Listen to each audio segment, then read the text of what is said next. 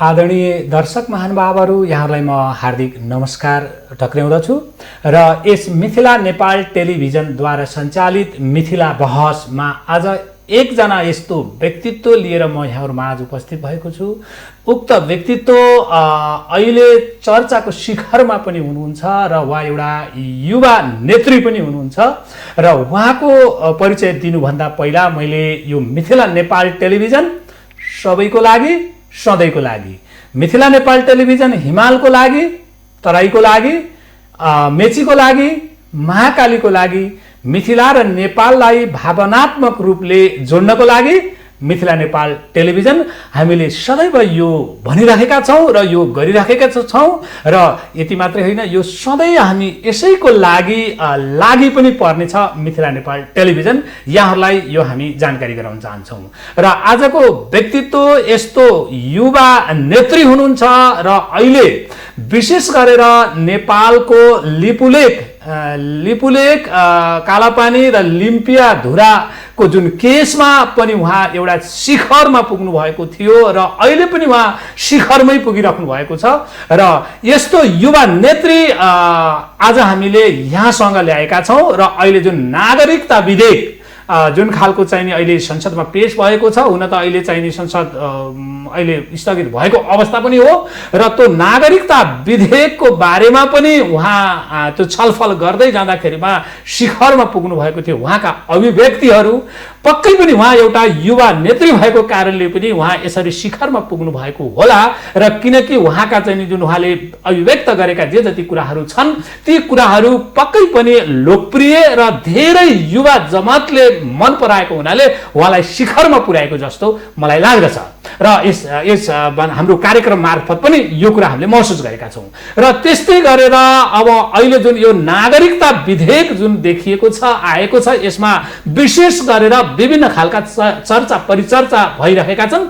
विशेष अब यसमा चर्चा पनि के कुरामा बढी भएको छ भने बाहिर देशबाट नेपालमा विवाह गरेर ल्याउने जुन महिला भनौं अथवा चाहिँ नि महिलाको लागि अथवा चाहिँ बुहारीको लागि भनेर यसरी गए म अझै सिधै र बुहारीको लागि जुन सिधै छिटै नागरिकता छिटै भोलिपल्टै नागरिकता दिनुपर्छ भन्ने एउटा पक्षको बखान छ अथवा एउटा पक्ष त्यसरी लबिङ गरिरहेको छ भने यो अर्को पक्ष यो होइन, यो कुनै पनि देशमा यस्तो अवस्था छैन, नेपालमा किन यो लागू गर्ने भन्ने खालको हिसाबले 7 वर्ष जुन अहिले नागरिकता विधेयकमा जुन 7 वर्ष पछाडि मात्रै दिने खालको जुन एउटा विधेयक पास भएर गएको छ राज्य व्यवस्था तथा सुशासन समितिबाट हो, त्यसको बारेमा निकै चर्चा परिचर्चा भएको छ र यो मधेसमा विशेष गरेर तराई मधेसमा यसको चाहिँ एक खालको प्रभाव परेको छ।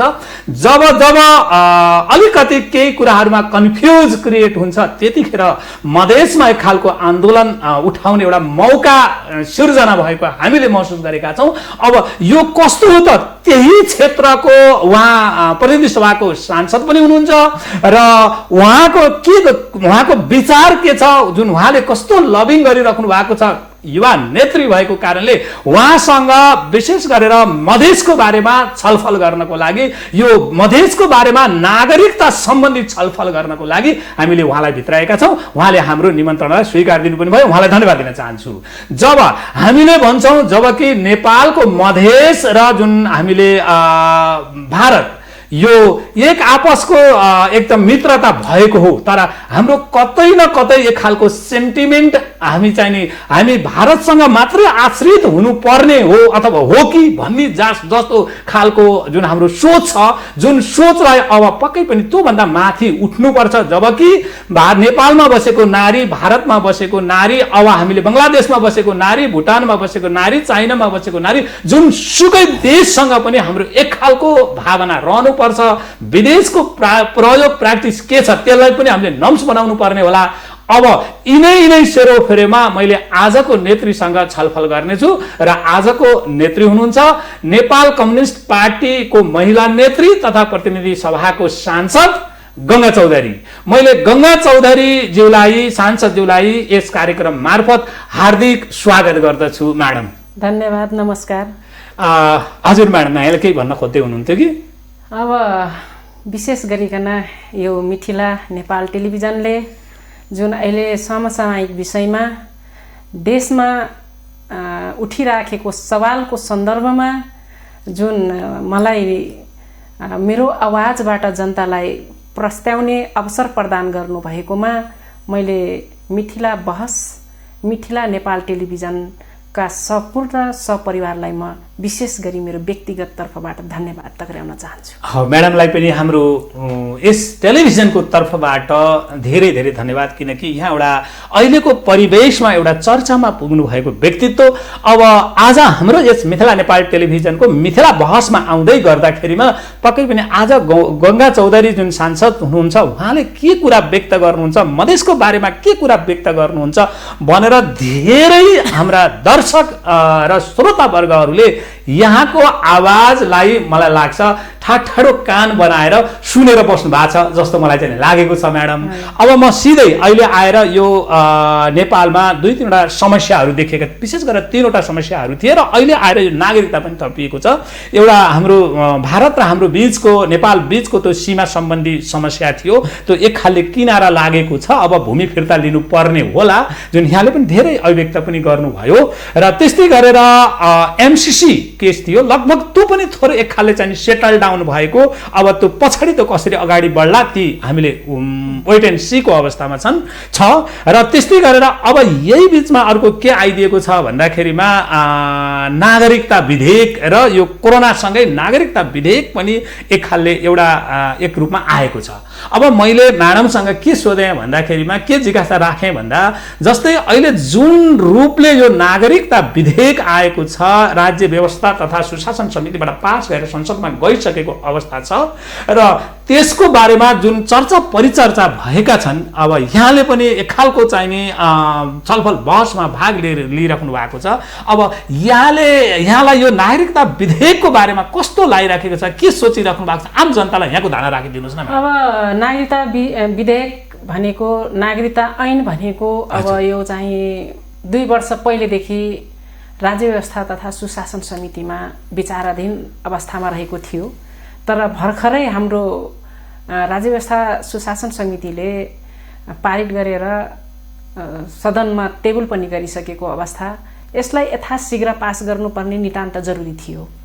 यो किनकि 2063 सालको अन्तरिम संविधानले ल्याएको नागरिकता ऐन हाम्रो देशको विरुद्धमा थियो।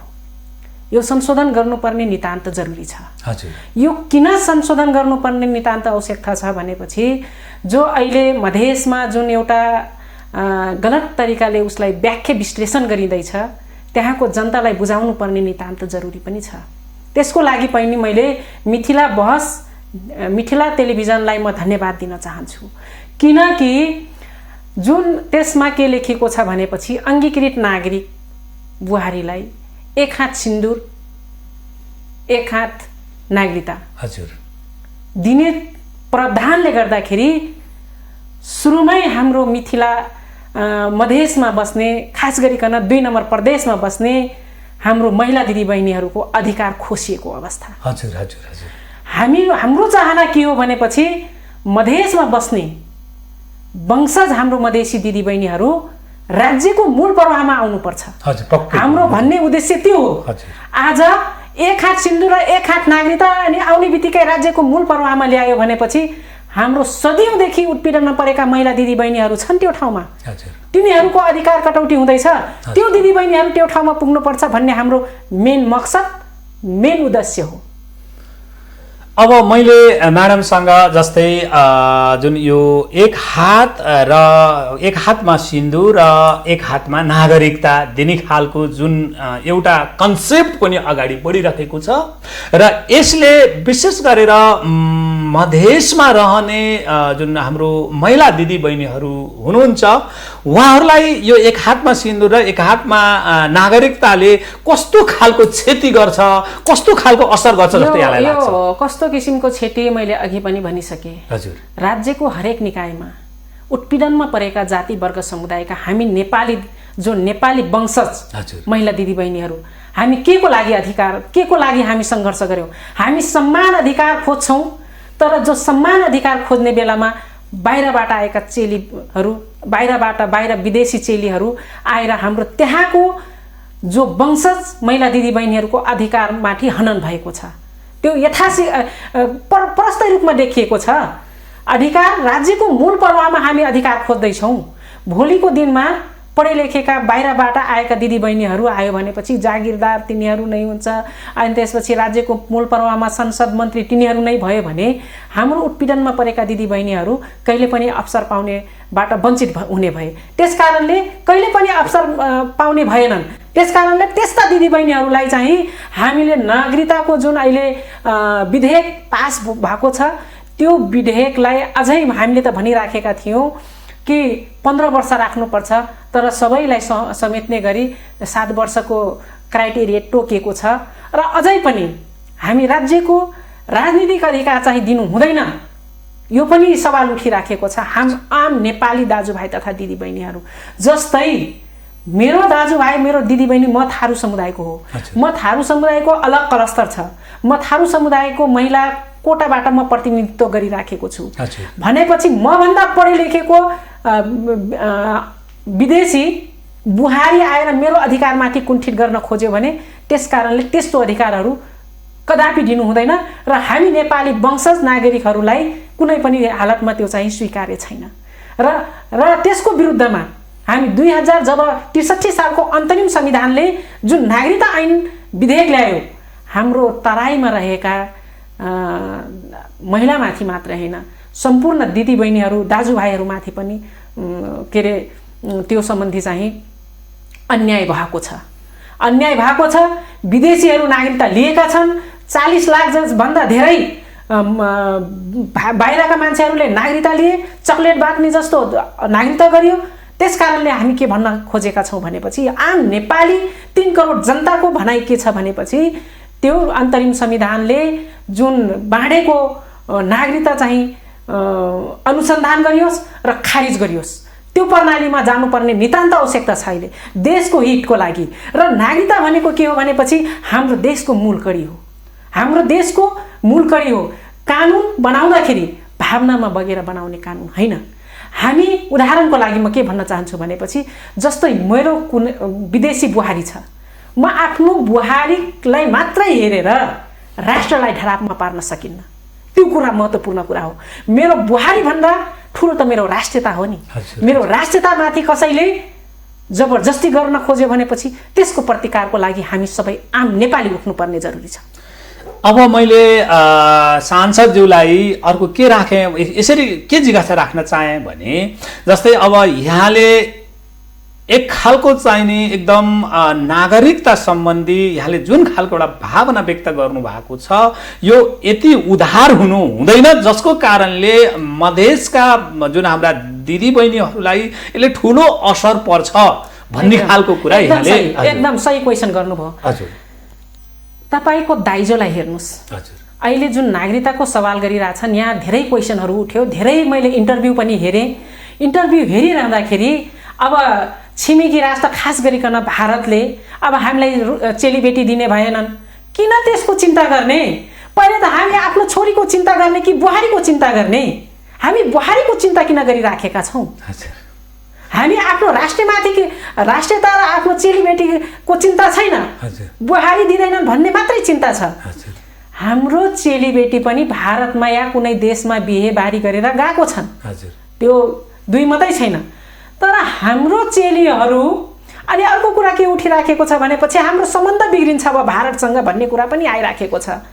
हाम्रो चेलीबेटीहरू 8, 9, 10 वर्षसम्म नागरिकता नपाउँदाखेरि त्यतिखेर सम्बन्ध बिग्रेन। हाम्रो देशमा विदेशी बुहारीलाई हामी नागरिकता नदिने बित्तिकै हाम्रो सम्बन्ध बिग्रिन्छ। यो कस्तो तर्क हो के? यो हामी किन बुझ्न सक्दैनौँ? त्यसकारणले गर्दाखेरि बुहारीको चिन्ता लिने होइन, अब हामी हाम्रो छोरीको चिन्ता गरौँ। भनेपछि म्याडमको भनाइ अनुसार जस्तै अब मैले यसरी जिज्ञासा राखेँ अलिकति यहाँ त के को लागि बिहे गरिन्छ भने के नेपालमा सक्षम चेलीबेटी छैनन्? के नेपालमा चेलीबेटी यहाँ के नेपालभित्र के पुरुष मात्रै जन्म लिएका छन्? के महिला छैनन्? के छोरी मान्छे छैनन्? के पढे लेखेका विद्वान महिला दिदीबहिनीहरू छैनन्? अनि हामीले विदेशमा मात्रै केटी खोज्दै हिँड्ने? तर म यहाँ के जोड्न चाहेँ भने यहाँ त के को लागि बिहे गरिन्छ भने बाहिरबाट दाइजो धेरै ल्याइन्छ, दाइजोसँग जोडिन्छ। त्यस कारणले हामी के भनिरहेछौँ भनेपछि अब बिहेबारी पनि आफ्नै नेपालका दिदीबहिनीहरूलाई सँग बिहे गर्ने प्रावधान राख्नुपर्छ र दाइजो प्रथा अन्त्य गर्नुपर्छ। खास गरिकन 2 नम्बर प्रदेशमा आज कतिपय दिदीबहिनीहरू जिउँदै जलाएको अवस्था छ दाइजो नल्याएकै कारणले गर्दाखेरि। कतिपय दिदीबहिनीहरू दाइजो नल्याएकै कारणबाट सासू ससुराबाट उत्पीडनमा परेका छन्। एउटा घडीको लागि, एउटा टिभीको लागि, टिभी नल्याएकै कारणले गर्दाखेरि पनि हाम्रो दिदीबहिनीहरू अकालमै मृत्युवरण गर्नुपर्ने अवस्था छ। त्यसको न्यूनीकरणको लागि पनि हामी बाहिर देशबाट पनि बिहे गर्ने प्रावधान चाहिँ अन्त्य गर्नुपर्ने जरुरी देखिन्छ। हजुर, अब म्याडमले जुन कुरा ल्याउनु भयो पक्कै पनि हो। मलाई अझै थोरै यहाँलाई अलिक ब्याक लाग्यो मैले अहिले भनेको जस्तै हामीलाई अहिले नेपालीहरूलाई विशेष गरेर मधेसमा बस्ने नेपालीहरू अब को हुनुहुन्छ त्यसमा पनि एउटा नेतृत्वमा आउने जुन वर्ग जुन छ उसलाई यहाँको आदिवासी जनजाति अथवा थारूहरूको बारेमा भन्दा पनि भन्नाले बोल्दाखेरिमा उनीहरू जुन त्यहाँका मधेसका आदिवासीहरूलाई वास्ता गरेनन्। यहाँ सुन्नुहोस्, वास्तवमा तपाईँले भनेको एकदम सही। मैले क्वेसन बुझेँ, हजुरको क्वेसन मैले बाटोमै काटेँ, तर मैले बुझेँ त्यहाँ के भएको छ भनेपछि जो ठुला नेताको श्रीमतीहरू छन्, बुहारीहरू छन्, आफन्तीहरूलाई मात्रै राज्यको मूल प्रवाहमा ल्याएको छ।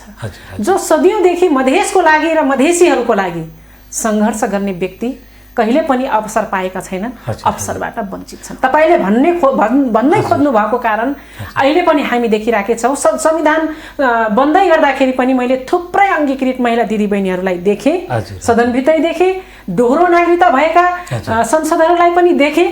त्यस कारणले गर्दाखेरि हामी दोहोरो नागरिकताधारीहरूको अनुसन्धानको दायरामा ल्याउनुपर्छ र जो सदियौँदेखि सीमाको रक्षा गरिराखेका छन्, मधेसलाई बचाएर राखेका छन्, त्यस्ता दिदीबहिनीहरूलाई राज्यको मूल प्रवाहमा ल्याएर नियम कानुन बनाउने ठाउँमा ल्याउनु पर्ने अहिलेको जति पनि मधेसवादी दलहरू छन् त्यहाँ तपाईँहरू बुझ्न सक्नुहुन्छ कसको कुन नाता सम्बन्ध पर्छ।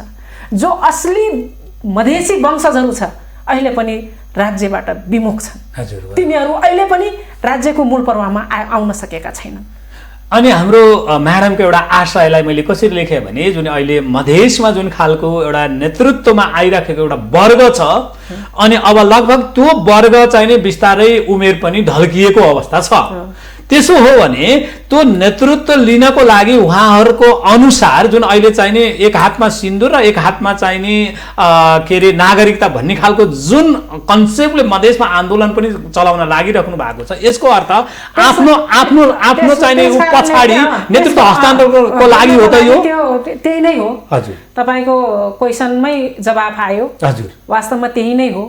तर मैले भने नि तिनीहरूलाई ल्याउने, तर जो सदियौँदेखि उत्पीडनमा परेका वर्गहरू छन् त्यहाँ मधेसी दाजुभाइ दिदीबहिनीहरू छन् जो वंशज हो तिनीहरू कहिले पनि अवसर पाएनन्। तिनीहरूलाई पनि यो राज्यको मूल प्रवाहमा ल्याउनु पर्ने जरुरी छ।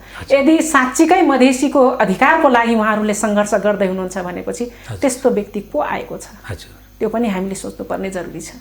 पक्कै पनि।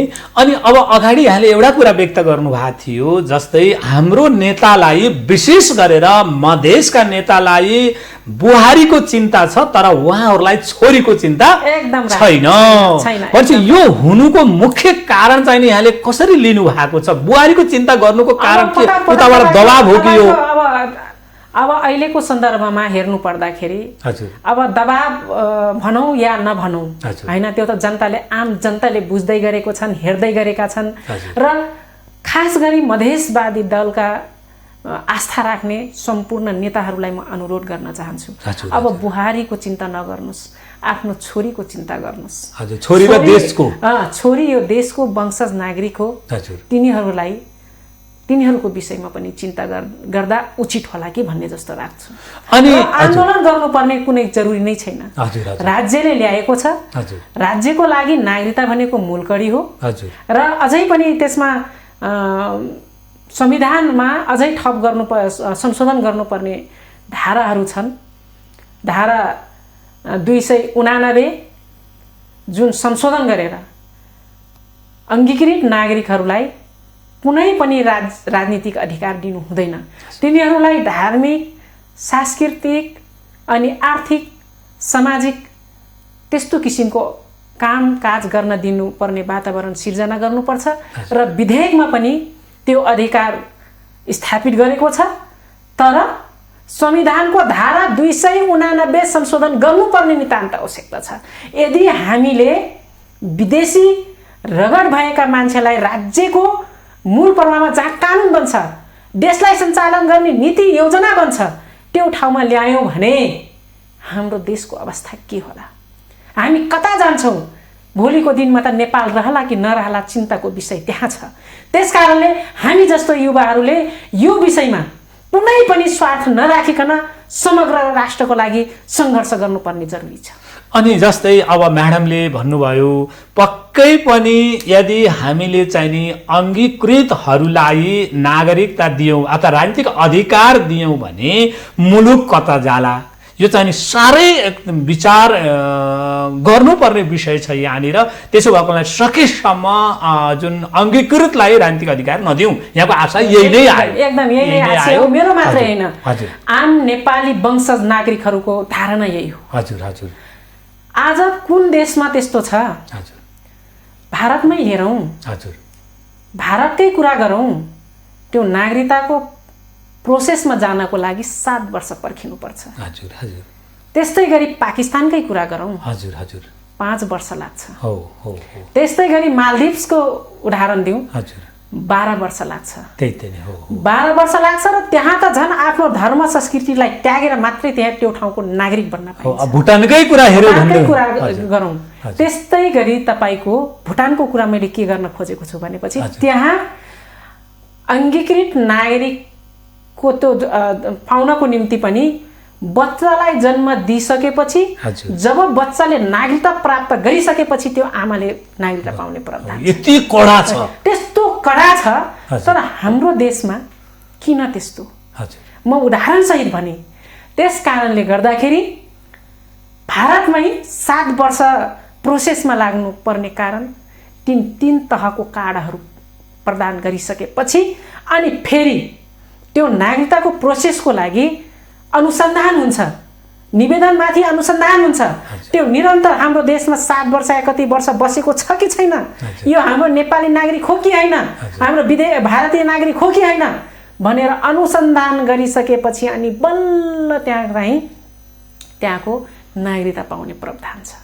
अनि हाम्रो देशमा एउटा हातमा सिन्दुर, एउटा हातमा सिन्दुर अनि अर्को हातमा के भन्छ नागरिकता। यो कुन शैलीमा उहाँहरूले गर्दै हुनुहुन्छ आन्दोलन? के को लागि? के हाम्रो देशलाई फिजी बनाउने मन छ? हामी जस्तो युवाले कदापि पनि यो स्वीकारिन्न र नागरिकता विधेयक पास हुनुपर्ने थियो। तर कारणवश हाउस अहिलेको चालु अधिवेशन अन्त्य भएको छ। त्यसकारणले गर्दाखेरि यो चाँडै बैठक बसालेर सभामुखले बैठक बसालेको भए त्यो पास हुने अवस्था थियो। तर केही छैन, त्यो आवश्यक पनि पास हुन्छ। त्यसमा कुनै पनि आन्दोलन गर्नुपर्ने कारण छैन। हाम्रो देशको कानुन हामीले बनाउने हो, विदेशीले बनाइदिएर विदेशीको उस्काहटमा नागरिकता बनाउने कानुन निर्माण गर्ने होइन। मेरो देशले के मागेको छ, मेरो देशको जनताको आवश्यकता के हो, त्यो हिसाबले पो कानुन बन्ने हो। तर अरूले भनिदिएर, अरूले गरिदिएर हामीले बनाउने हो। यही कारणले कतिपय हाम्रो संविधानभित्र त्रुटिहरू छन्। अरूहरूले भनेर हामीले संविधान हतारमा बनाएका थियौँ। त्यतिखेर पनि हामी आदिवासी जनजाति उत्पीडनमा परेका वर्ग थारू समुदाय पनि आन्दोलित नै थियौँ। र खास गरिकन नागरिकता ऐन 2063 लाई खारिज गर भन्ने हाम्रो मेन एजेन्डा थियो। थारू समुदाय। अब म्याडम यहाँले त निकै कडा बोल्नुभयो। नागरिकता कुनै योभन्दा उदार नागरिकतामा हुनै सकिँदैन। यदि त्यस्तो भयो भने फेरि मधेसमा हामी आगो सल्काउँछौँ कि त्यहाँको मधेसका जुन आदिवासी अथवा चाहिँ थारूहरू छन् तिनीहरू आगो सल्काउँछन् भन्ने खालको कुरा यहाँले आशा व्यक्त गर्नुभयो। मेरै नेतृत्वमा हुन्छ। यहाँले भन्नु अझै यदि पास भएन भने, हजुर, यदि फेरि तलमाथि गर्न थाल्यो भने गङ्गा थारू सडकमा आउँछ। गङ्गा थारू सडकमा आउँछ। मेरो नेतृत्वमा मैले नागरिकता विधेयक पास गर्नुपर्छ। 2063 सालको अन्तरिम संविधानको नागरिकता ऐन खारिज हुनुपर्छ र त्यो त्यतिखेर त्यो यदि हाम्रो विधेयक टेबल भइसकेको विधेयक नागरिकता विधेयक ऐनमा परिणत गर्नलाई दायाँ बायाँ भयो भने गङ्गा थारूको नेतृत्वमा सडकमा आउँछु। भनेपछि अब ठ्याक्कै अहिले एउटा पक्षले मधेसमा लगभग आन्दोलनको सुरुवात गरेको नेपालमा मधेस मात्रै छ। हजुर, मधेसमा के वंशज नागरिकहरू बस्दैन? हजुर, के त्यहाँ अङ्गीकृत नागरिक मात्रै बस्छ? हजुर, क्या त्यहाँ वंशज मधेसी दाजुभाइ दिदीबहिनीहरू छैन जो सदियौँदेखि सीमाको रक्षा गरेर बसेको छ? खै तिनीहरूको लागि बोलेको? हजुर, खै तिनीहरूको राज्यको तिनीहरूलाई देखाउने, तिनीहरूलाई मराउने अनि शासन सत्ताको राज्यको मूल पर्वामा अङ्गीकृत आफ्नो नाटा गोटालाई ल्याउने यो कदापि स्वीकार्य छैन। त्यही मधेसभित्रै स्वीकार्य छैन। भनेपछि त मधेसी जनता त यता चाहिने अब ल गङ्गा चौधरी एउटा आयाम मधेसको आयाम बोकेको यहाँ पनि एउटा चाहिने नेतृत्वदायी भूमिका र अहिले चाहिने एउटा शिखरको चुलीमा पुगेको व्यक्तित्व हुनुहुन्छ। आन्दोलन पनि उठिराखेको छ भनेपछि कतै न कतै मधेसी जनताहरू त्यहाँको चाहिने जनताहरू त यता अङ्गीकृतको चपेटामा यता चाहिँ वंशजको चपेटामा मधेसी नागरिक थिचिन त थिचिँदैनन् कतै? वंशजको नागरिक कसरी थिचिन्छन्? आज गङ्गा थारू सङ्घर्ष गर्यो, हजुर, आफ्नो अधिकार खोज्यो हजुर, र आज यो वंशज नागरिक गङ्गा थारू राज्यको मूल पर्वामा आएको छ र उत्पीडनमा परेका कुना काप्चामा रहेका दाजुभाइ दिदीबहिनीहरूको लागि आवाज बुलन्द गर्दैछ। मेरो कुनै स्वार्थ छैन। मलाई भन्ने गर्छन् गङ्गा थारूलाई कसैले सिकायो? मेरो डायरीको प्रत्येक पाना पल्टाएर हेर्नुहोस्, मेरो कोठाभित्र अनुसन्धान गर्नुहोस्। गङ्गा थारू कति मेहनत गर्छ राष्ट्रको लागि, बोल्नको लागि कति मेहनत गर्छ। गङ्गा थारू एउटा अनपढ महिला होइन। गङ्गा थारू उसको बाबाले मेहनत गरेर, उसको आमाले मजदुरी गरेर 2 अक्षर पढाउन सिक्न सिकाएको छ। त्यसको म सम्मान गर्दै म आज उत्पीडनमा परेको वर्गको उत्थानको निम्ति जो मधेसी दाजुभाइहरू छन्, मेरो तराईका आदिवासी जनजाति दाजुभाइ दिदीबहिनीहरूको अधिकारको लागि मैले सदनभित्र हेर्नुहोस्, मलाई कुनै स्वार्थ छैन। म स्वार्थमा लाग्ने व्यक्ति पनि होइन। त्यसकारणले गर्दाखेरि हाम्रो आफ्नो अधिकारको लागि मधेसी दाजुभाइ दिदीबहिनीहरू, मिथिलावासी दाजुभाइ दिदीबहिनीहरू, तपाईँहरूलाई थाहा छैन तपाईँको भाषामाथि आक्रमण हुँदैछ, तपाईँहरूको रीति संस्कृतिमाथि आक्रमण हुँदैछ। तपाईँहरू लहलैमा लागेर आफ्नो भाषामाथि आक्रमणको पक्षमा नउभिनुहोस्। आफ्नो भाषामाथि आक्रमण भइरहेछ भने प्रतिवाद गर्नुहोस्, गङ्गा थारू जस्तै बोल्नुहोस्। म यो हजुरहरूसँग अनुरोध पनि गर्न चाहन्छु, किनकि मिथिलावासी दाजुभाइ दिदीबहिनीहरू मधेसमा बोलिने पुरानो भाषा भनेको मैथिली भाषा हो। आज तपाईँहरूको भाषालाई आक्रमण हुँदैछ, संस्कृतिलाई आक्रमण हुँदैछ। तपाईँहरूकै माथि राजनीति गर्ने दाजुभाइहरूकै कारणले गर्दाखेरि तपाईँहरूले बुझ्नुपर्ने जरुरी छ। जस्तै अब यहाँ निकै भावुक पनि हुनुभयो। मधेसको जब वर्ड यहाँ उच्चारण गर्दै जानुहुन्छ त्यति बेला यहाँलाई चाहिँ अन्तरआत्मादेखि नै निकै भावुक पनि बन्नुहुन्छ। मैले धेरै अन्तर्वार्तामा पनि देखेको छु। कतै तपाईँको चाहिने मधेसको त्यो मधेसवाद र मधेसको जनतासँगै यहाँ लिन भएको पनि हामीले धेरै अन्तर्वार्तामा देखेका छौँ। भने अब यहाँनिर अब मैले ठ्याक्कै गरेँ कतै यहाँ र हाम्रो चाहिने सरिता गिरी जुन को बिचमा एकालको दोहोरो पनि थियो, तर यहाँबाट अन्तर मनबाट आवाज आएको थियो, तर सरिता गिरीको चाहिने शब्दबाट मात्रै आएको थियो। यो हामीलाई त्यो महसुस हुन्थ्यो। यस्तो चाहिने तपाईँमा यस्तो भावुकता कुन तत्त्वले बनाउँछ तपाईँलाई? मलाई भावुकता कुन तत्त्वले बनाउँछ भने म पनि एउटा उत्पीडनमा परेको जातिवर्ग समुदायको प्रतिनिधित्व गर्छु। मलाई राष्ट्रियताको सन्दर्भमा कसैले सिकाउनु पर्छ भन्ने जस्तो लाग्दैन। म आफ्नो आमाको गर्भबाट मैले राष्ट्र के हो, राष्ट्रियता के हो, राष्ट्रलाई कसरी माया गर्नुपर्छ भन्ने कुरा कसैबाट सिकिराख्नु पर्दैन। वंश र अंशको कुरा गर्नै पर्दाखेरि म वंश हो, मेरो नेपाली वंश हो र अङ्गीकृत जुन रगतको नाता भन्ने हुन्छ नि, जति मलाई पीडा छ यो देशको, बाहिरबाट आएको मान्छेलाई यो देशको चिन्ता छैन, यो देशको पीडा छैन, मेरो देशले के माग्दैछ त्यो थाहा छैन, मेरो देशको जनताले के गर्दैछन् त्यो पनि थाहा छैन। खालि उहाँहरूले त मैले भनेको थिएँ एउटा इन्टरभ्यूमा, माइतको कुकुर पनि प्यारो हुन्छ, माइतको मान्छेलाई कसैले एक शब्द गाली गर्यो भने जुन हड्डीमा लाग्ने चोट जस्तै पीडा बोध हुन्छ।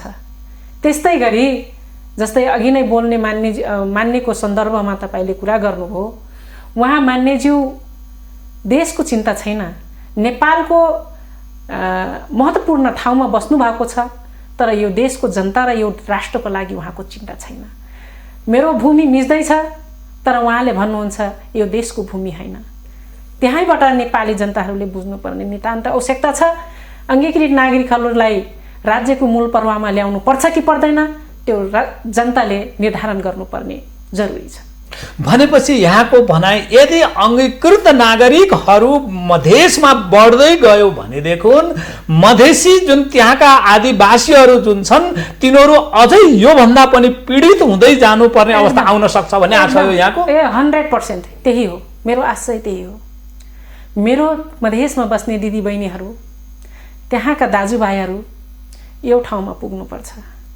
त्यो ठाउँ जबसम्म यो ठाउँमा पुग्दैन तबसम्म असली मधेसी, असली मैथिली भाषीहरूको अधिकारको निम्ति यहाँ लडिन्न, बोलिन्न। असली भाषा, असली पीडा जब त्यहाँको असली बासिन्दाहरू आउँछ तब न यो ठाउँमा बोलिन्छ। त्यहाँको पीडा त्यतिखेर गुन्जिन्छ हाउसभित्र। अब मैले म्याडमलाई अब यहाँहरूको मैले अलिकति गल्ती औल्याउन थालेँ। कस्तो गल्ती भन्दाखेरिमा मधेसमा त्यहाँ जाँदाखेरिमा त्यहाँभित्र साह्रै हेप्पिएका, चेप्पिएका, दबिएका, तपाईँको चाहिने ठगिएका धेरै जाति जनजातिहरू त्यहाँभित्र देखिन्छन्। अनुहारबाट देखिन्छ, बसाइबाट देखिन्छ, हरेक कुराबाट देखिन्छ। यहाँ पनि एउटा महिला नेत्री हुनुहुन्छ र एउटा राम्रो एउटा परिचय पनि बनाइ पनि सक्नु भएको छ। अनि त्यहाँको जाति जनजातिलाई बुझाउने अनि त्यहाँको जाति जनजातिलाई उठाउने त यहाँहरूको पनि त कर्तव्य त होला नि, होइन र? त्यो हाम्रो कर्तव्य पनि हो। हजुर, त्यो गलत भन्न मिल्दैन त्यसलाई। सबैजना अहिले राज्यले पनि सबै ठाउँमा जुन अभिमुखीकरण, जनचेतना आफूले पनि चासो दिनुपर्ने जरुरी देखिन्छ। अहिले राज्यले दलित छुवाछुत अन्त्य गरौँ, भेदभाव अन्त्य गरौँ भन्ने कुरा त गरिराखेको छ, अन्तर्क्रिया कार्यक्रम गरिरहेछ। दैनिक त्यो ठाउँमा पुग्न सक्दैन सरकार। या म पनि जस्तै म दाङ जिल्लाको बासिन्दा हो, म आफ्नो दाङ जिल्लामा पुग्न सक्छु, तर पूर्व मेचीदेखि पश्चिम महाकालीसम्म हामी पुग्न सक्दैनौँ। तर राज्यले गर्न खोजेको छ। तर जस्तै विभेदको कुरा आयो, जस्तै दलित छुवाछुतको कुरा आयो, जबसम्म हाम्रो मनस्पटनबाट दलित भन्ने चिज हटाउँदैनौँ, जस्तै छाउगोठको कुरा गर्नु पर्दाखेरि जबदेखि मनको छाउगोठ भट्किन्न तबसम्म जुन भौतिक रूपमा बनाएका छाउगोठ मनभित्रै छाउगोठ छ, हजुर, एकछिन भट्किन्छ, हजुर, तर फेरि निर्माण हुन्छ। त्यस कारणले गर्दाखेरि जबदेखि हामी यो विभेद अफेलित हामी आफैलाई ठान्नु हुँदैन।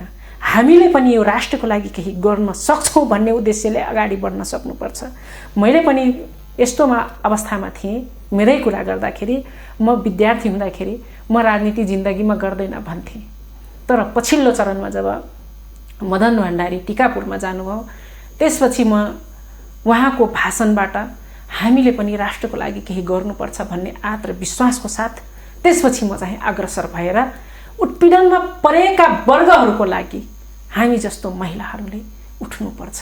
यो राष्ट्रको प्रमुख जिम्मेवारी पद हामीले पनि पुग्नुपर्छ र राष्ट्रको हितको लागि सङ्घर्ष गर्नुपर्छ भन्ने उद्देश्यले मैले भने नि, हामी जबसम्म सचेत नागरिकको रूपमा अगाडि बढ्दैनौँ तबसम्म र जबसम्म हामी आफ्नो सोचलाई रूपान्तरण गर्दैनौँ तबसम्म परिवर्तन आउँदैन।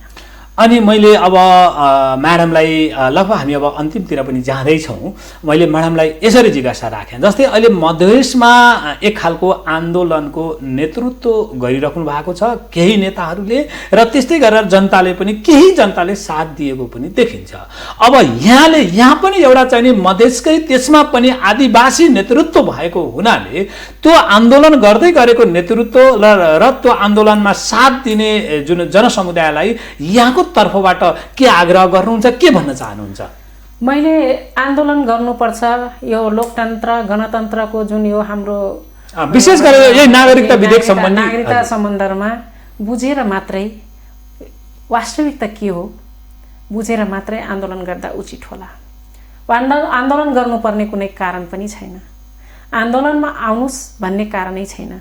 जो अहिले भोट बैंकको लागि नेताहरूले कतिपय आफ्नो त्यो उद्देश्य पूरा गर्नको लागि आफ्नो यो नागरिकतालाई विरोध गर्नुपर्छ भन्ने उद्देश्यले जनताहरू कतिपय मान्छे बुझेर लागेका छन्, कतिजनाले नबुझेरै जनतालाई उचालिएको अवस्था छ। त्यस कारणले गर्दाखेरि यथार्थ के हो बुझेर मात्रै गर्दा राम्रो होला। हामी नबुझिकन खालि मिडियाको पछाडि या जनताले भनेकै आधारमा हामी सडकमा आउन थाल्यो भनेपछि हाम्रो देशलाई सोमलिया बनाउनु छैन, हाम्रो देशलाई फिजीकरण नगराउनुस्। हाम्रो देशको आवश्यकता अनुसार हामी कानुनहरू निर्माण गर्नुपर्ने जरुरी देखिन्छ। भनेपछि त त्यसो भने त मधेसमा त त्यहाँको चाहिने भन्नाले त्यहाँको चाहिने आदिवासी जुन थारूहरू र आयातित अङ्गीकृतहरू बीचमा त निकै ठुलो टकराव पो हुन्छ क्या हो म्याडम? कसरी हुन्छ? हजुर, यो हुनै नसक्ने चिज त अब नागरिकताको विषय अब क्लोज भइसक्यो, किनकि त्यो अब सदनमा गइसक्यो, त्यो सदनको सम्पत्ति भइसकेको अवस्थामा अब त्यो पारित गर्न मात्रै बाँकी छ। अब जे छ कानुन बनाउँदाखेरि आफ्नो देशको हितको लागि बनाइन्छ, कुनै व्यक्तिको स्वार्थको निम्ति कानुनहरू बनाइँदैन। त्यो कुरा हामीले जनताहरूले बुझ्नुपर्ने जरुरी छ। कसरी हुन्छ भिडन्ट? अनि हजुरको चाहिने जुन नेपाली काङ्ग्रेस जस्तो पार्टीले पनि त यो नागरिकता विधेयक चाहिँ पास गर्न हुँदैन भनेर कता कता आन्दोलन गरेका कुराहरू पनि आछन्। तिनीहरू आफ्नो भोटको लागि हो। त्यहाँ पनि भित्रको कुरा बुझ्दाखेरि एउटा गुटले के हुने भनेपछि नाकाबन्दीको समयमा नबोलेको कारणले गर्दाखेरि पार्टीको अवस्था यस्तो भयो। नेपालको नक्साङ्कनको विषयमा बोलेन भने हामी राजनीति नगरे हुन्छ, र फेरि पनि त्यहाँ दुई, तीन, चार, पाँच गुट छ नि, गुटको राजनीतिले गर्दाखेरि देशलाई चाहिँ दोन्डामा ढकेलिएको अवस्था छ। त्यस कारणले पनि अहिले हामी सचेत हुनुपर्ने जरुरी छ। कसैको भोट बैंक बन्नको निम्ति नागरिकता जस्ताको तस्तै पास गरिन्न। जुन तरिकाले समितिले पास गरेर टेबल गरिसकेको छ त्यो एकदम सर्वस्वीकार्य छ। सबैको आवश्यकता हो, नेपालको आवश्यकता हो। त्यस कारणले अब कुनै यसमा टाउको दुखाउनु पर्ने, सडकमा आउनु पर्ने जरुरी छैन। भनेपछि यहाँको बुझाइमा हामी छोटोमा बुझ्दाखेरिमा अहिले राज्य व्यवस्था तथा सुशासन समितिले जुन रूपले त्यसलाई चाहिँ नागरिकता विधेयकलाई पास गरेर अघि बढाएको छ त्यही रूपमा नागरिकता विधेयक पास भएन भने मधेसमा फेरि जीवन मरणको आन्दोलन हुन्छ भन्ने यहाँको आशय हो? मेरो त्यही हो। हजुर, त्यो जस्ताको तस्तै जुन सुशासन राज्य व्यवस्था सुशासन समितिले पास गरेको विधेयक यदि पास भएन भने गङ्गा थारू सडकमा आउँछ। हजुर हजुर, भनेपछि त्यो पास गराउनको लागि गङ्गा थारूले फेरि मधेसबाट मेरै छैन, तराईबाट। हजुर, तराईबाट हामी मेरै नेतृत्वमा म सडकमा आउँछु भन्नाले संसद भवन घेर्नको लागि म जस्तो वंशज महिलाहरूको अधिकारलाई कुण्ठित हुनको लागि त्यो संविधान कुण्ठित गराउनको निम्ति जुन अहिले कदम चालेको छ त्यसको विरुद्धमा गङ्गा थारू भन्नाले त्यो कुण्ठित गराउनको लागि कुनै पनि हामीले पनि दिन्न। हजुर, मेरो वंशज नागरिक, मेरो मधेस तराईमा बस्ने मात्रै हैन, नेपालमा के मधेसमा मात्रै अङ्गीकृत नागरिक के विदेशी महिलाहरू मात्रै बिहे गर्छ? नेपालभरि जो अङ्गीकृत बिहे गरेर आएका बुहारीहरूको लागि हामी वंशज महिलाहरूको अधिकार कुण्ठित कदापि हुन दिन्न। त्यसको लागि म पहल गर्छु।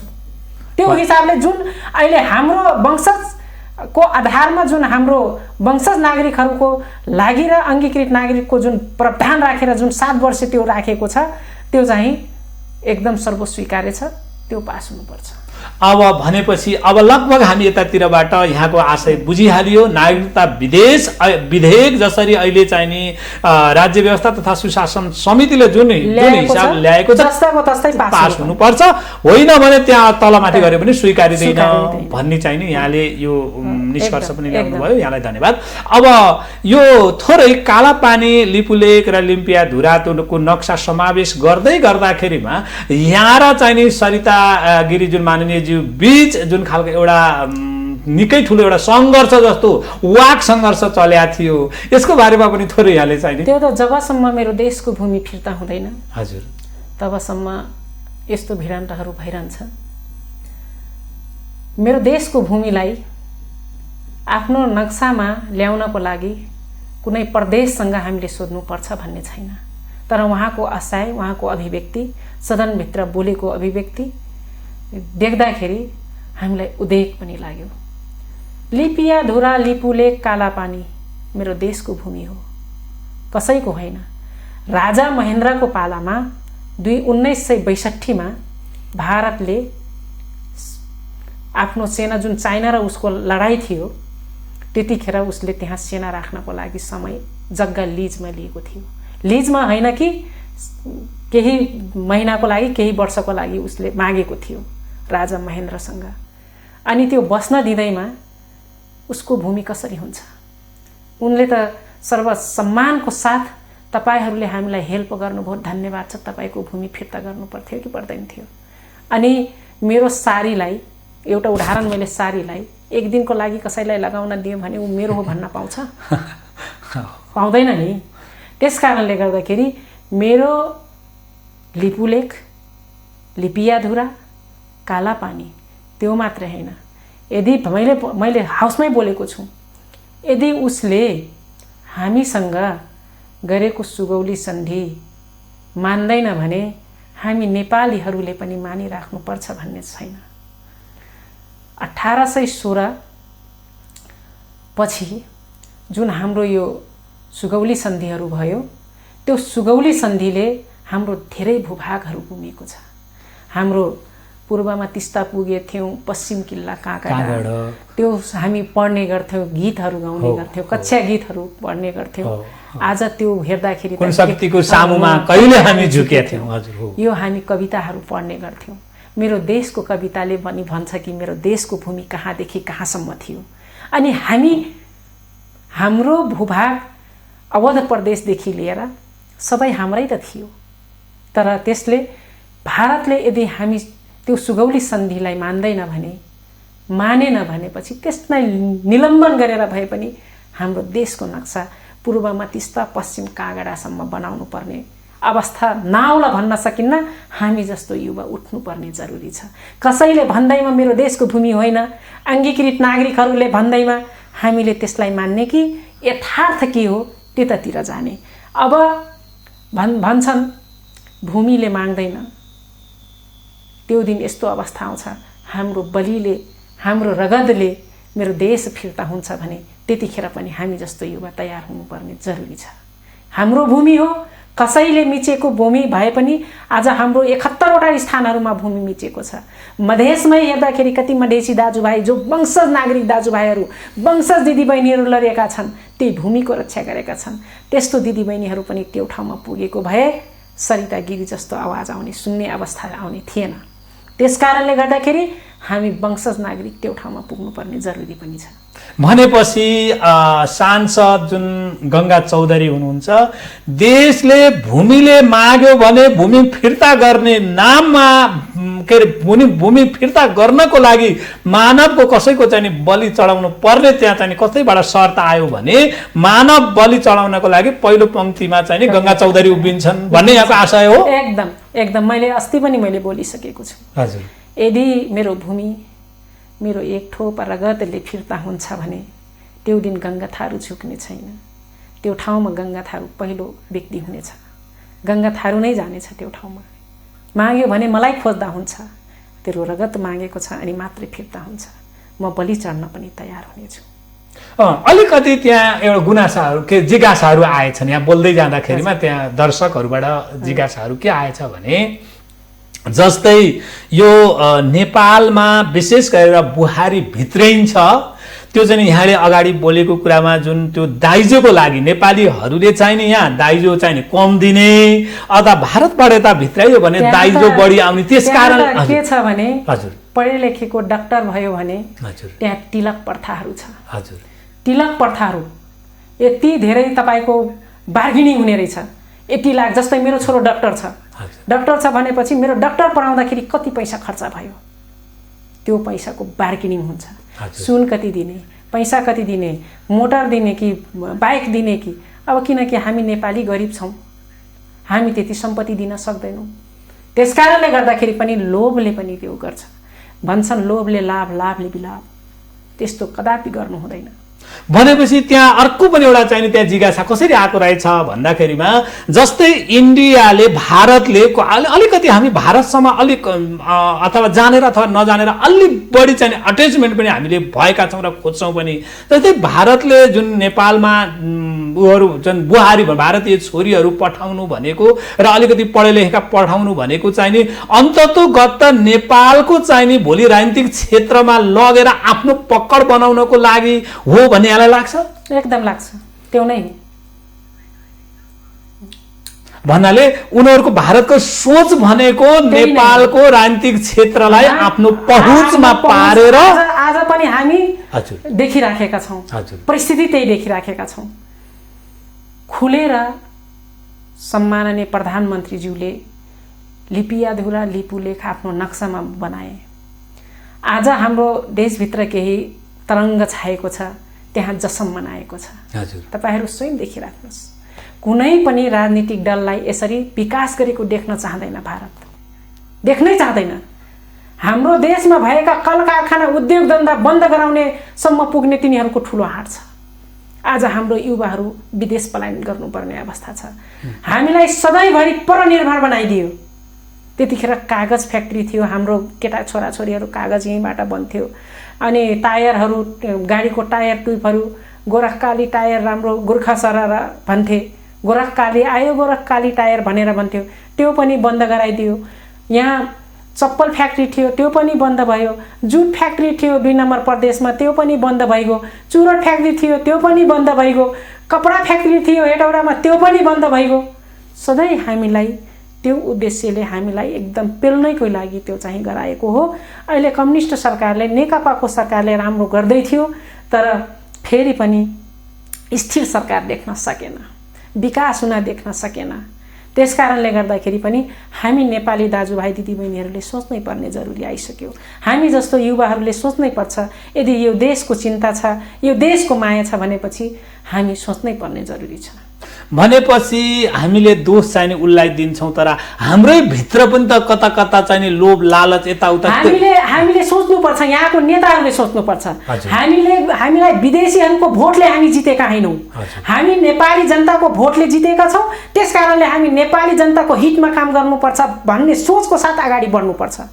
त्यसपछि मात्रै हाम्रो देशको भलो हुन्छ। पक्कै पनि। अब मैले यहाँसँग लगभग हामी अब अन्तिमतिर जाँदैछौँ र मैले के गरेँ भने यहाँ एउटा प्रतिनिधि सभाको चाहिने सङ्घीय सांसद पनि हुनुहुन्छ र अचानक अहिले चलिरहेको अधिवेशन अन्त भएको छ। अब यसको बारेमा यहाँले के सूचना पाउनु भएको थियो अथवा के पाउँदै हुनुहुन्छ? यो ठिक बेठिक अथवा यहाँले कसरी हेर्नु? मैले अब ठिक पनि भन्न सक्दैन, बेठिक पनि भन्न सक्दैन। हजुर, अब विश्लेषण गर्ने जनताहरू हुन्। हजुर, अब आजको 21औं शताब्दीका जनता सबै सचेत छन् हैन यसको विषयमा, तर सही यसको विश्लेषण गर्नुहुनेछ भन्ने आशा छ। यो हामीलाई ठ्याक्कै 22 गतेको 1 बजे हाउस बोलाइएको थियो। अब त्यसकै लागि पनि हामी यहाँ बसिराखेका थियौँ, नत्र हामी पनि आफ्नो घरतिर लाग्थ्यौँ। अब अचानक हिजो मात्रै आयो, हामीलाई एउटा सूचना आयो, हामी पनि मिडियाबाटै थाहा पायौँ हाउस अन्त्य भयो भनेर। पहिले त हाम्रो मोबाइलमा म्यासेज आउँथ्यो, तर यसपटक मोबाइलमा म्यासेज पनि आएन। 5 बजे, अरू बेलामा 12 बजे रातिसम्म हाउस अन्त्य हुन्थ्यो। यसपालि 5 बजे हाउस अन्त्य भएको त्यो चिठीमा छ। त्यसकारणले गर्दाखेरि यो हामीलाई सूचना भएन। अब किन भएन त्यो त अब नेताहरूको कुनै कारण होला, कुनै अप्ठ्यारो परिस्थिति आएको हुनसक्छ, त्यो सन्दर्भमा पनि बन्द गरे होलान्। तर सूचना त अब पहिले सल्लाहले हुन्थ्यो, अहिले अपरझट कसरी भयो के भयो त्यो चाहिँ त्यसको विषय। भनेपछि यो संसद नियमित चल्दाखेरिमा कहाँसम्म पुग्ने थियो, यो कति समयसम्म? अब नियमित अब संसद चलेको भए, निरन्तर संसद चलेको भए यो महिनाको असारमा शान्तसम्म या साउनको फर्स्ट विकसम्म, किनकि महत्त्वपूर्ण विधेयकहरू पास गर्नुपर्ने थियो। निजामती सेवा विधेयक, नागरिकता अनि थुप्रै यस्तो बिजनेसहरू थियो, त्यो चाहिँ पास गराउनु पर्ने नितान्त आवश्यकता थियो। कतिपय दाजुभाइ दिदीबहिनीहरू त्यो विधेयक पास नभएकै कारणले गर्दाखेरि नागरिकताको प्रोसेसको लागि पनि अब बसिराखेको अवस्था छ। नागरिक मोबाइलमा पनि म्यासेज थुप्रै आउँछ, हामीलाई के अरे यो पास गर्नुहोस्, तुरुन्तै पास गर्नुहोस्, हामीलाई समस्या छ भन्ने कुरा आएको हुनाले गर्दाखेरि यो नितान्त आवश्यकता थियो। यो हाउस अन्त्य गर्नुभन्दा पहिले यो नागरिकता विधेयकहरू चाहिँ पास गरेरै गएको भए राम्रो हुन्थ्यो भन्ने यहाँको चाहिने जुन यो अचानक चाहिने संसद स्थगित भयो, यो चाहिने यहाँहरूको लागि अन्त बुझ्न पनि समय लाग्ला के कारणले हो, त्यसको आन्तरिक कुराहरू कारणतिर नजाउँ। हजुर, अब बिस्तारै बुझौँला, भोलिको दिनमा पर्यो भने बोलौँला। तर अहिले चाहिँ अब नबुझेको कुरा किन बोल्ने, जनतालाई किन भ्रममा पार्ने, हैन? यथार्थ चाहिँ हामीलाई पनि थाहा नभएको कुरा हो भन्नाले बुझ्दै जानुपर्ने भयो। अब मैले एउटा गंगा चौधरी, संघीय सांसद गंगा चौधरी र अहिले नेपाल कम्युनिस्ट पार्टीको युवा नेत्री र त्यति मात्रै होइन, अहिले विशेष गरेर यो मुलुकको चर्चाको शिखरमा पुगेको गंगा चौधरी जुन संघीय सांसद, हाम्रो यस मिथिला नेपाल टेलिभिजनद्वारा सञ्चालित मिथिला बहसमा यहाँको उपस्थिति भएको छ, यहाँको उपस्थित हुनुहुन्छ। र अब हामीले यहाँसँग एउटा के खालको सुझावको अपेक्षा गर्यौं भने हाम्रो यस मिथिला नेपाल टेलिभिजनको मिथिला बहस मार्फत आम सञ्चार माध्यम र विशेष गरेर हामीलाई के सुझाव दिँदै यहाँ जान चाहनुहुन्छ? अब विशेष गरिकन मैले मिथिला बहसलाई के सुझाव दिन चाहन्छु भने विशेष गरिकन धन्यवाद दिन्छु। हजुर हजुर, मलाई यस्तो अवसर प्रदान गर्नुभयो, त्यसको लागि मिथिला नेपाल टेलिभिजनका सम्पूर्ण परिवारलाई म धन्यवाद दिन चाहन्छु। र यो मिथिला बहस कार्यक्रम सुनिराख्नुहुने सम्पूर्ण दर्शकवृन्दहरूलाई म के भन्न चाहन्छु भने नेपाली दाजुभाइ तथा दिदीबहिनीहरू, हाम्रो राष्ट्रको निम्ति हामी युवाहरू जाग्नुपर्ने जरुरी छ। हाम्रो देशलाई फिजीकरणबाट जोगाउनु छ, हाम्रो देशलाई सोमलिया हुनबाट जोगाउनु छ। हामी अरूबाट परिचालित हैन, हामी स्वचालित भएर आफ्नो देशको निम्ति, भविष्यको निम्ति हाम्रो काँधमा आइपुगेको छ। हामी युवा भनेको भविष्यको कर्णधार हो। हाम्रो राष्ट्रमाथि आइपरेको सम्पूर्ण खतरालाई चिर्दै हामीले यथार्थ नबुझिकन र सरकारलाई घचघच्याउनु पर्ने लोकतान्त्रिकको पद्धतिमा हाम्रो सबैको नैसर्गिक अधिकार हो। तर नैसर्गिक अधिकारको चाहिँ दुरुपयोग होइन, सदुपयोग गर्दै हामी राष्ट्रलाई अगाडि बढाउने हाम्रो महत्त्वपूर्ण भूमिका खेल्नुहुनेछ भन्ने आशा र अपेक्षा लिएकी छु। हाम्रो माननीयज्यूलाई हार्दिक धन्यवाद दिँदै उपस्थित भइदिनु भयो, यहाँलाई धेरै धेरै धन्यवाद। आदरणीय दर्शक महानुभावहरू, यहाँहरूलाई आज चर्चाको शिखरमा पुगेको एकजना महिला नेत्री अथवा युवा नेत्री हुनुहुन्छ, उहाँको भनाइ यहाँहरूले सुन्नुभयो।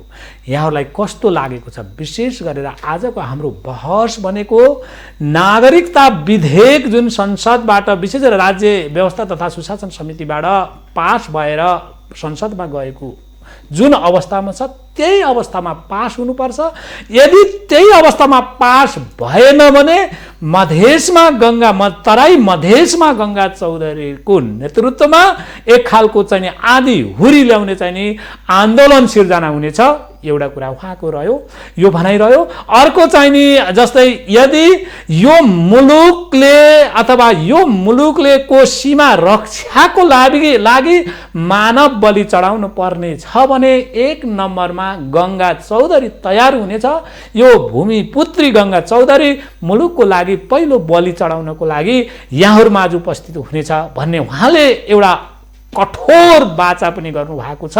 र त्यस्तै गरेर जस्तै हाम्रो विशेष गरेर तराई मधेससँग केन्द्रित नेतृत्व वर्गलाई उहाँले यो सुझाव पनि दिनुभएको छ, तपाईहरूले कृपया छोरीको चिन्ता गर्नुहोस्, बुहारीको भन्दा पनि बढी भन्ने उहाँको चाहिँ नि एउटा आग्रह पनि रह्यो। पक्कै पनि अब यहाँहरूलाई यो भनाइहरू कस्तो लाग्छ? अब यिनै सेरोफेरोमा हामीले उहाँसँग विविध कुराहरू गऱ्यौँ, यहाँहरूले सुन्नु पनि भएको छ। यहाँहरूलाई कस्तो लाग्यो उहाँको भनाइ? र विशेष गरेर हाम्रो यस मिथिला नेपाल टेलिभिजनद्वारा सञ्चालित मिथिला बहस हेरिराख्नुभएका जुन दर्शक महानुभावहरूलाई हार्दिक धन्यवाद दिँदै हामीले यो पनि भन्ने गरेका छौँ, मिथिला नेपाल टेलिभिजन सबैको लागि, सधैँको लागि, मेचीको लागि, कालीको लागि, हिमालको लागि र तराईको लागि, आवाज नहुनेको लागि आवाज दिनको लागि, हेपिए चेपिए र दबिएर पीडित हुनेको लागि हामीले हाम्रो यस माध्यमबाट, यस टेलिभिजन मार्फत यहाँहरूका सुख दुःखको साथी बन्नको लागि मिथिला नेपाल टेलिभिजन सदैव यहाँहरूको साथमा छ। आदरणीय दर्शक महानुभावहरू, यहाँहरूले यदि हामीलाई चाहिँ नि हाम्रो युट्युब च्यानललाई सब्सक्राइब गर्दै यहाँका कमेन्ट लेखिदिनको लागि हार्दिक अनुरोध गर्दछु। र यहाँको त्यो एउटा कमेन्टले के थाहा छ, यो मुलुकलाई चाहिँ नि उन्नत बनाउनको लागि प्रयोग पनि हुनसक्छ। यति भन्दै हेर्दै गर्नुहोस् मिथिला नेपाल टेलिभिजन। यसरी नै हामी यस्ता उत्कर्षको एउटा चुलीमा पुगेका व्यक्तित्वहरूको भावना यहाँहरूमा ल्याउँदै लिएर आउने नै छौँ। र आजलाई बिदा हुनुभन्दा अगाडि खुसी रहनुहोस्, सुखी रहनुहोस्, शान्त रहनुहोस् र स्वस्थ रहनुहोस्। यो मिथिला नेपाल टेलिभिजनको यहाँहरूलाई आग्रह। आजलाई म बिदा भएँ। हस्त हेर्दै गर्नुहोस् मिथिला नेपाल टेलिभिजन।